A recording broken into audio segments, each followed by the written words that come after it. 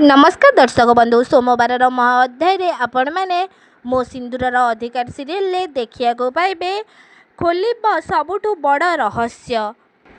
मुक्ति को जय कहउचंती रिधिर जीवन बर्बाद कला परे ही तू कष्ट पाइबु मुक्ति। से टाइम रे मुक्ति जय को गोटे गोईठा दौरान आउ कहउचंती प्रतिशोध पाई तू गोटे झीर इज्जत सहित खेलबू तते आज मो हाथरू केही भी बंचई पारिबेनी जय केही भी नुह एमिति कहिकी जेतेबेले मुक्ति जय को मारिबा को जाउछंती से टाइम रे नाताशा से जगह को चली आसुछंती आउ कहउचंती मुक्ति से टाइम रे जय नाताशा को देखिकी खुशी हो जाउछंती आउ कहउचंती तमे ठीक टाइम रे आसिकी नाताशा मो जीवन बंचई देल। से टाइम रे आदि जय को कहउचंती तते काहेकि से बंचेबा को आसीबे।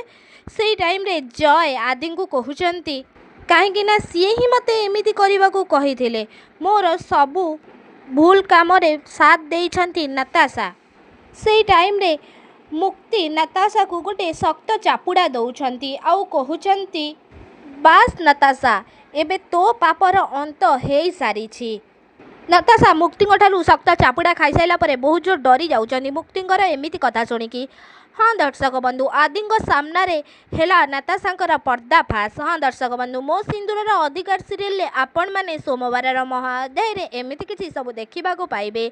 आपण मानकु कौन लगुछि सतरे कौन नाताशांकर पर्दाफाश हो गला आदि आगरे ना नाताशा आउ किछि प्लान करिकी पुणी आदि को मुक्तिंग ठारू अलगा करदेबे। कौन नाताशा मिछ कहिकी किछि जय को फसई देबे कि आपण मानकु कौन लगुछि कौन जय सबु भूल नाताशांक सहित सबुथिरे साथ देकी कौन जय भूल करिसेंती कि जय कौन तांको एबे निज भूल को निजे बुझी पारिबे कि नाताशा जेतेबेले तांको साथ न देबे कौन हबा आगुको आमको कमेंट रे निश्चित भाव में जणांतु। आ ता पूर्वरु आपण मानकु जदि आम वीडियोटी भल लागिथिबो ताहेले लाइक शेयर कमेंट करबाकू जमारू भी भूलिबेनी आउ पाखरे आस्तुवा बेल आइकन को मध्य दबाई दियंतु।